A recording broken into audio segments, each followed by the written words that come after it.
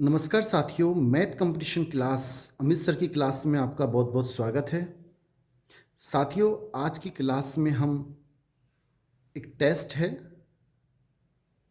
और ये टेस्ट आपको ये पता लगेगा कि आपकी तैयारी अपनी कंपटीशन के लिए कैसी है। आप इस टेस्ट के प्रत्येक क्वेश्चन को बहुत ध्यान से देखें, मोस्ट क्वेश्चन है, और कमेंट में कमेंट जरूर करें कि आपको जो ये क्वेश्चनों का लेवल है इससे और ऊपर लेवल चाहिए, या ये लेवल ठीक है, या इससे लो लेवल चाहिए, आसान क्वेश्चन चाहिए। ऐसा करने से मुझे मोटिवेशन मिलेगा और एक गाइडेंस मिलेगी कि आपको क्या चाहिए। चैनल को सब्सक्राइब जरूर करें, लाइक करें, कमेंट करें। क्वेश्चन फर्स्ट देखें आप। ABCD एक आयत है। त्रिभुज AOB का क्षेत्रफल हमें दे रखा है। ये त्रिभुज है O, ये ABCD हमें एक आयत दे रखा है। O इसके अंदर कोई बिंदु है और त्रिभुज AOB का क्षेत्रफल हमें A मीटर स्क्वायर दे रखा है। ये A मीटर स्क्वायर हो गया AOB का, AOB ये क्षेत्रफल हमें जो है वो दे रखा है हमें A मीटर स्क्वायर। ठीक है, ऐसे ही AOD ये क्षेत्रफल हमें दे रखा है B, ये वाला। समझ में आ गया होगा। और COD ये क्षेत्रफल हमें दे रखा है C, ये क्षेत्रफल A दे रखा है, ये क्षेत्रफल B दे रखा है और ये क्षेत्रफल C दे रखा है। और हमसे कह रहा है कि त्रिभुज BOC इसका क्षेत्रफल हमें ज्ञात करना है। ये क्वेश्चन है, बहुत ध्यान से देखें, क्वेश्चन अच्छा है। देखो, हम क्या करते हैं, सबसे पहले हमें जो दे रखा है, हम त्रिभुज AOB का क्षेत्रफल निकालते हैं। त्रिभुज AOB का क्षेत्रफल, देखो, किस त्रिभुज का क्षेत्रफल निकालने के लिए मैंने क्या किया कि यहां से यहां तक मैंने लंब डाल दिया O से, और इसकी मैंने लंबाई मान ली H1। साथियों, इस क्वेश्चन को पहले ऐसे देखें, फिर मैं आपको ट्रिक्स से बताऊंगा। ये प्रॉपर तरीका है। अब इसका क्षेत्रफल कितना हो जाएगा, 1/2 आधार का मान हो जाएगा AB, और ऊंचाई कितनी हो गई H1। त्रिभुज का क्षेत्रफल होता है 1/2 आधार इंटू ऊंचाई, तो 1/2 आधार हो गया AB, ऊंचाई हो गई H1। ठीक है, और त्रिभुज AOB का क्षेत्रफल वास्तव में किसके बराबर है, A के। तो इसके स्थान पे मैं लिख देता हूं A। ये हमारे पास A का मान है, स्मॉल a का कितना है, 1/2 AB गुणा H1। ये समीकरण फर्स्ट। अब मैंने क्या किया, पहले मैं इसका क्षेत्रफल निकाल लेता हूं COD का, और मैंने क्या किया, यहां से इस पे लंब डाला और इसकी मान ली H2। तो C का क्षेत्रफल, C किसके बराबर हो जाएगा, त्रिभुज COD का क्षेत्रफल, COD का क्षेत्रफल जो कि किसके बराबर है, C के, और ये किसके बराबर हो जाएगा, 1/2 आधार कितना है DC, और DC बराबर है AB के। DC और DC बराबर है AB के, तो मैं AB लिख सकता हूं, और गुणा H2। हाइट कितनी हो जाएगी इसकी, H2। भाई आयत है, आयत का मतलब आमने सामने की भुजा बराबर है। DC के स्थान पे मैंने AB लिख दिया आधार, और ऊंचाई H2 लिख दी। ये समीकरण हो गई 2। अब मैं क्या करता हूं, समीकरण 1 और 2 को जोड़ लेता हूं। जोड़ेंगे तो A प्लस C हो जाएगा, किसके बराबर हो जाएगा, 1/2 कॉमन, इन दोनों को जोड़ेंगे, इन दोनों को जोड़ेंगे तो 1/2 दोनों में से बाहर आ गया, AB दोनों में से बाहर आ गया कॉमन, और H1 प्लस H2 बचेगा। फिर सुने, 1 प्लस 2 को जोड़ेंगे तो A प्लस C इधर आ गया, और इनको जोड़ेंगे तो ये प्लस ये, इनमें से 1/2 कॉमन आ जाएगा, AB कॉमन आ जाएगा, H1 प्लस H2 बच जाएगा। तो A प्लस C वो किसके बराबर आ गया, 1/2 गुणा AB गुणा H1 plus H2, H1 plus H2, वो किसके बराबर है, BC के। H1 प्लस H2 यहाँ से लेकर यहाँ तक, चाहे BC लिख दें चाहे AD लिख दें, आपका मन करे जो लिख दें, दोनों ही ठीक है। मैं AD लिख देता हूँ, तो ये मैंने AD लिख दिया। ये समीकरण आ गया हमारे पास 3। यहां तक मेरे ख्याल से आपको समझ में आ गया होगा। साथियों, अब हम आगे कैसे करते हैं, जैसे हमने इसका क्षेत्रफल निकाला, A आया, इसका A दे रखा है, इसका C, तो हमारे पास A प्लस C आ गया, बराबर ये आया। अब मैं ऐसे ही त्रिभुज AOD का क्षेत्रफल निकालता हूं। उसके लिए मैं क्या करता हूं, यहां से इस पे लंब डाल दिया, O से किस पे, AD पे, कितना, H3 लंबाई मान ली। तो त्रिभुज AOD का क्षेत्रफल वो कितना हो जाएगा, वो हमें दे रखा है B। ये देखो, ये रहा अंदर B दे रखा है, ये A, ये C, ये B, ये वाला है B दे रखा है। उसका मान क्या हो जाएगा, 1/2 आधार कितना है इसमें, AD, इंटू ऊंचाई कितनी है, H3। ये समीकरण आ गई हमारे पास 4। अब ऐसे हमें त्रिभुज किसका क्षेत्रफल निकालना है, BOC का, त्रिभुज BOC का क्षेत्रफल, ये हमें ज्ञात करना है। मैं थोड़ी देर के लिए इसे मान लेता हूं ये D के बराबर है, ये A है, ये B है, ये C है और ये D है। अगर माने तो ठीक, और नहीं माने तो कोई दिक्कत नहीं। अगर हम D मान लेंगे तो अब हमें D का मान ज्ञात करना है। किसका मान ज्ञात करना है, D का।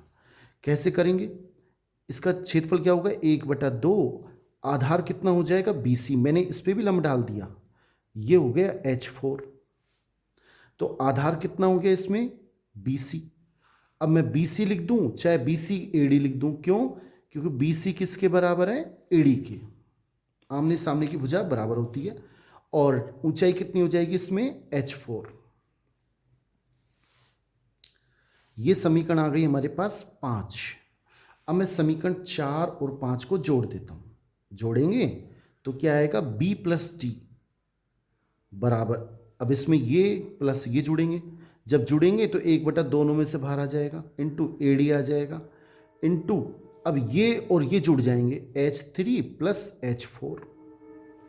भाई ये प्लस ये दोनों तो कॉमन आ जाएंगे, ये दोनों जुड़ जाएंगे, तो B प्लस D किसके बराबर आ गया, 1/2 गुणा AD और गुणा H3 प्लस H4 किसके बराबर है, H3 प्लस H4, ये किसके बराबर है, AB के। चाहे AB लिख दें चाहे CD लिख दें, तो मैं AB लिख देता हूं, और इसको मैं लिख सकता हूं B प्लस D बराबर 1/2 AB गुणा AD, ऐसे भी लिख सकता हूं। भाई इसको यू गुणा कर लो चाहे यू गुणा कर लो, 2 गुणा 3 चाहे 3 गुणा 2, आएंगे 6, समीकरण नंबर 6। अब आप समीकरण 3 को देखें, ये और ये बिल्कुल बराबर है।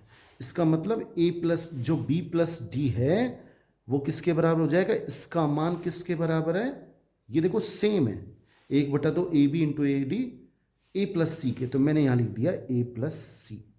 तो जो हमें D का मान निकालना है, क्षेत्रफल निकालना है, वो क्या हो जाएगा, A प्लस C माइनस का B, ये हमारा आंसर आ गया।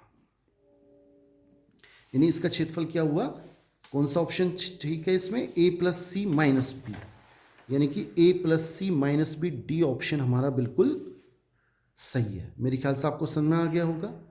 अब इससे एक रिजल्ट सामने आया, उसको आप ध्यान से सुने। रिजल्ट क्या सामने आया कि अगर ऐसे कोई रेक्टेंगल है, कोई आयत है, और उसको हम, ये कोई हमारा आयत है, आप इसका रिजल्ट सुने, जिससे आपको भविष्य में ऐसा क्वेश्चन आए तो तुरंत हल कर सकें। ये बिंदु कहीं भी दे, बीच में कोई जरूरी नहीं है, ओ दे और ऐसे चारों से मिलाए, 4 त्रिभुज बनेंगे। तो आपको क्या याद रखना है, ABCD याद रखना है कि इसके क्षेत्रफल और इसका क्षेत्रफल का योग, इसके और इसके क्षेत्रफल का योग इसके और इसके क्षेत्रफल के योग के बराबर होगा। क्वेश्चन ऐसे भी पूछ सकता था कि ये 10 का है क्षेत्रफल, इसका 20 है और इसका 40 है, अब इसका क्षेत्रफल बताओ। बड़ा आसान है, 1 सेकंड बता सकते हैं। इन दोनों का टोटल 10 + 40 किसके बराबर होगा, 30 प्लस 20 प्लस कितना होना चाहिए 30, तब दोनों बराबर हो जाएंगे 50 प्लस 50, यानी कि इसका क्षेत्रफल 30 मीटर स्क्वायर होगा। अब तो आप रिजल्ट अपने पास ये आया कि आमने सामने त्रिभुजों के क्षेत्रफल का योग बराबर होगा। नेक्स्ट क्वेश्चन देखते हैं। अगला क्वेश्चन दूसरा। साथियों एक क्वेश्चन देखें, बहुत ही शानदार क्वेश्चन, बहुत अच्छा क्वेश्चन। प्रथम 20 प्राकृत क्रमागत संख्याओं का माध्य m है। 1 कहाँ तक 2 3 और 20 तक। 20 तक जो प्रथम 20 प्राकृत संख्याओं, प्रथम 20 प्राकृत क्रमागत संख्याओं का माध्य m है। अब इनका माध्य क्या होता है, हम जानते हैं 1 से लेकर n तक की जो संख्याएं हैं उनका माध्य क्या होता है n+1/2। तो इनका माध्य क्या हो जाएगा, इनका माध्य हो जाएगा का माध्य बराबर 1 + 20/2, यानी कि 21/2। और माध्य हमें दे रखा है m, तो हम m का मान कितना हो गया 21/2। एक बार आप फिर समझ लें, प्रथम 20 प्राकृत क्रमागत संख्याओं का माध्य हमने खुद ने निकाला। इनका माध्य क्या आएगा, बड़ा आसान है सूत्र, 1 से n तक की संख्याओं का माध्य होता है n+1/2। तो 1 + 20 इसको और आप तो इसको जोड़ दो और 2 का भाग लगा दो, तो 21/2 माध्य आया। और माध्य हमें दे रखा है m के बराबर, तो हमने m लिख दिया। अब क्वेश्चन को आगे पढ़ें।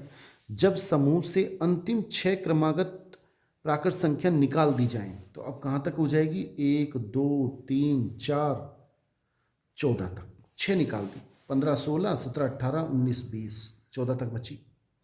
अब इनका माध्य अगर हम निकाल दी जाए तो माध्य में कितने प्रतिशत का परिवर्तन होगा। पहले इनका माध्य निकालें।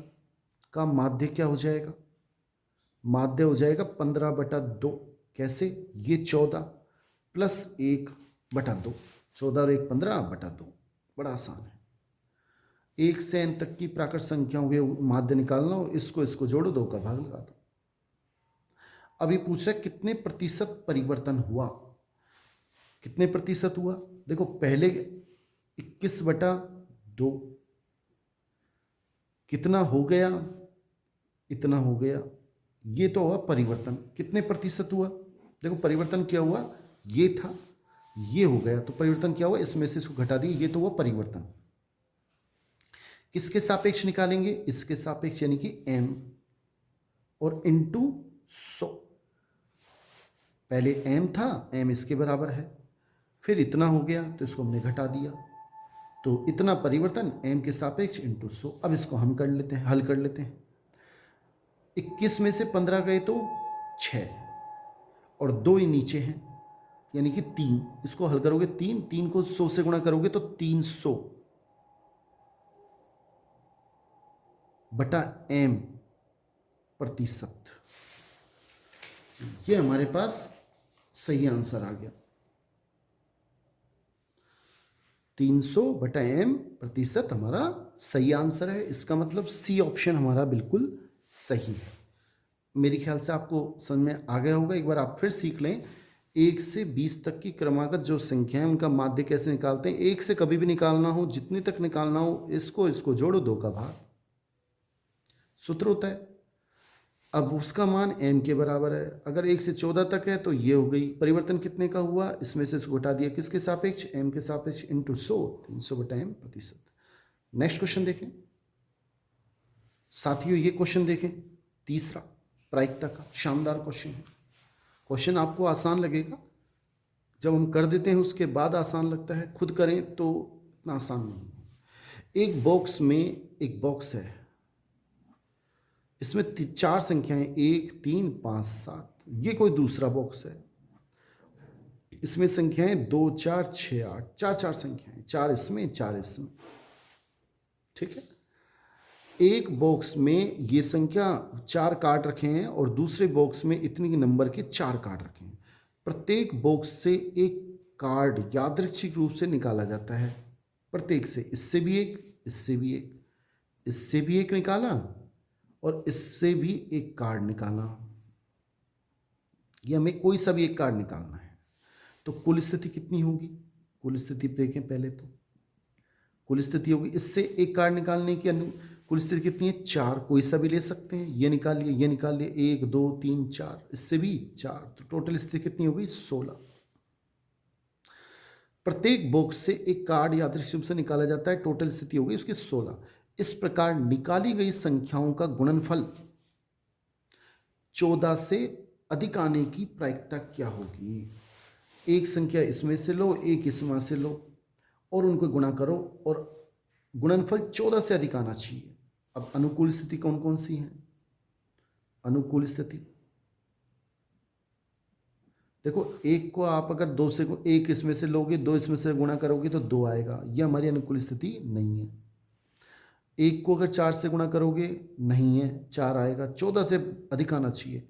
एक को 6 से करेंगे तो नहीं आएगी। एक को 8 से करेंगे तो नहीं आएगी। एक को किसी भी संख्या से गुणा करोगे 14 से अधिक नहीं आएगा। 3 को देखें, 3 दूनी 6, 3 चौक 12, 3 छिंग 18। एक तो आ गई 3,6, 3 गुणा 6।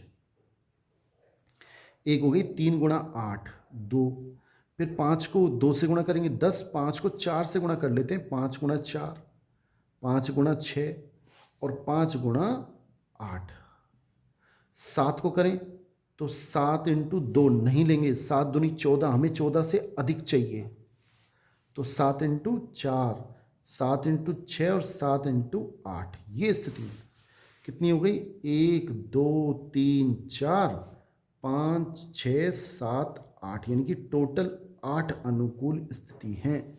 तो प्रायिकता कितनी हो जाएगी? अनुकूल स्थिति बटा कुल स्थिति 16, यानी कि 1/2 हमारा सही आंसर है। नेक्स्ट क्वेश्चन देखते हैं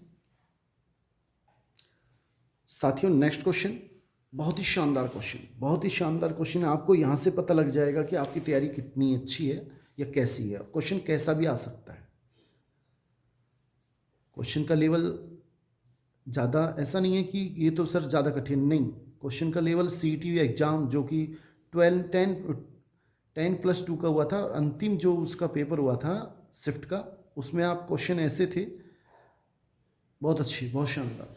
लेवल उनका अच्छा था, आप इसलिए अच्छे लेवल की भी तैयारी करें। 5 से शुरू होने वाली n लगातार विषम प्राकृत संख्याओं का योग 96 है। इसका कहने का मतलब ये है कि 5 से शुरू करो, 5 से शुरू होने वाली लगातार विषम संख्याएं, फिर 5 के बाद 7, फिर 9, फिर 11, ऐसे हम जोड़ते जाएं, उन सब का योगफल 96 है। और ये कितनी संख्याएं? यहाँ से यहाँ तक n संख्याएं। ऐसी कितनी संख्याएं? n संख्या। ठीक है। तो n² माइनस n का मान क्या होगा, ये हमसे पूछ रहा है। मेरे ख्याल से क्वेश्चन समझ में आ गया होगा। पहले तो हमें ये टोटल देखना होगा कितनी संख्याएं ये। अब वैसे तो आप देखो, कुछ संख्याएं ऐसे जोड़ते जाओगे कितनी हैं, फिर 96, लेकिन बड़ा भी आ सकता है। इसलिए कंसेप्ट समझें। कंसेप्ट कैसे? देखो, हम ये जानते हैं, मैंने क्या किया, 1 और 3 अपनी तरफ से इधर भी जोड़ दिया और 1 और 3 इधर भी जोड़ दिया। ऐसे क्यों जोड़ा?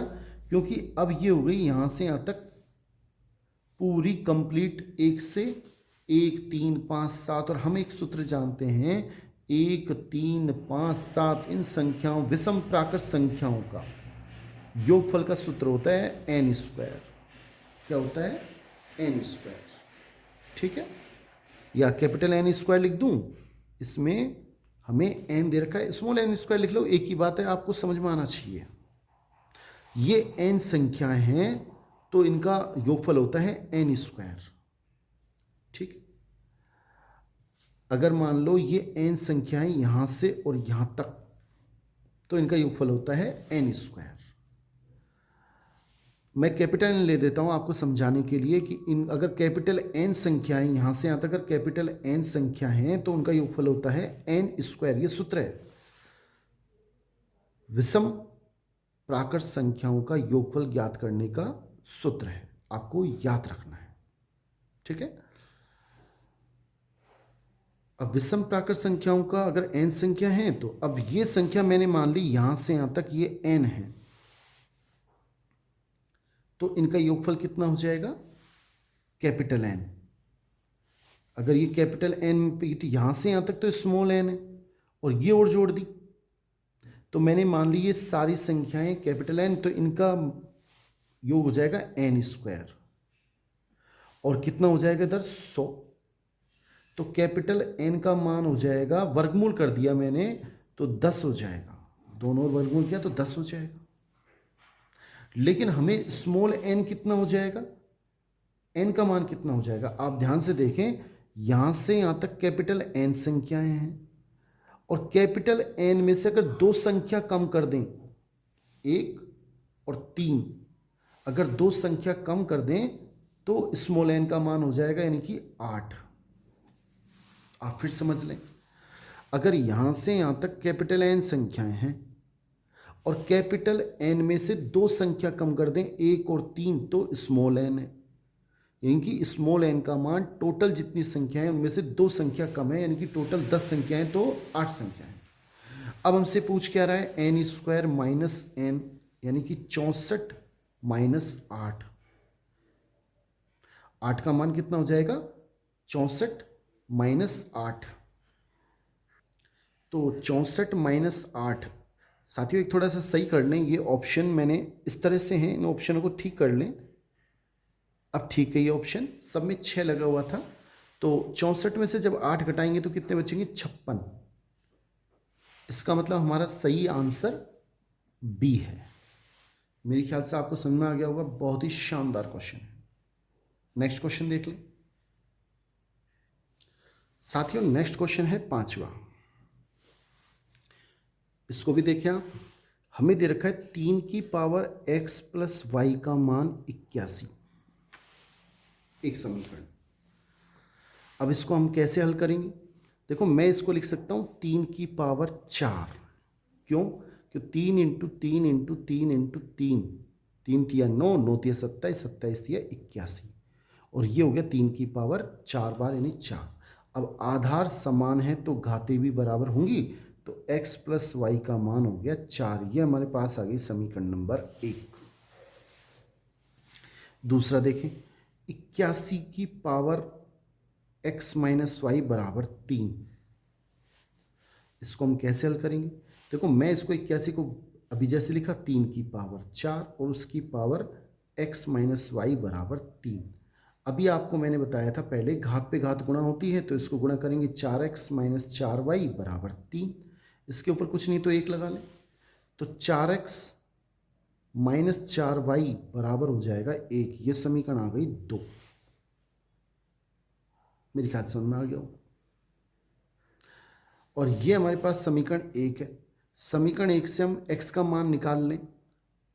समीकरण 1 से अगर x का मान निकालें तो x का मान कितना आएगा समीकरण 1 से? y माइनस के 4 माइनस के y, 4 माइनस के y, और वो इसमें रख दें समीकरण 2 में। तो 4 x के स्थान पे क्या रख दें? 4 माइनस के y, और माइनस 4y बराबर 1।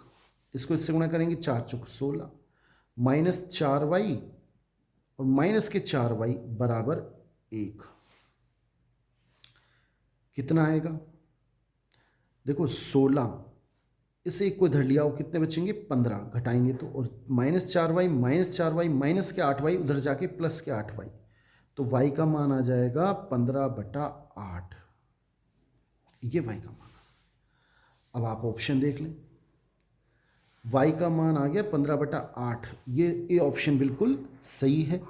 x का मान निकालना चाहिए, निकाल सकते हैं, यहाँ से निकाल लें। x बराबर कितना आएगा? 4 माइनस y का मान रख दे 15/8, लघुत्तम ले 8, तो 8 चौक 32 माइनस के 15, और 32 में से 15 घटाएंगे 17/8। ये हमारा x का मान है, यानी कि हमारा ए आंसर बिल्कुल सही है। बहुत बहुत धन्यवाद साथियों, आज के लिए थोड़ा इतना ही। अगर आपको ये वीडियो अच्छा लगा हो, क्वेश्चन अच्छे लगे हों, तो आप कमेंट और लाइक ज़रूर करें, जिससे मैं आपको ऐसे क्वेश्चन अधिक शेयर करूं। थैंक्स।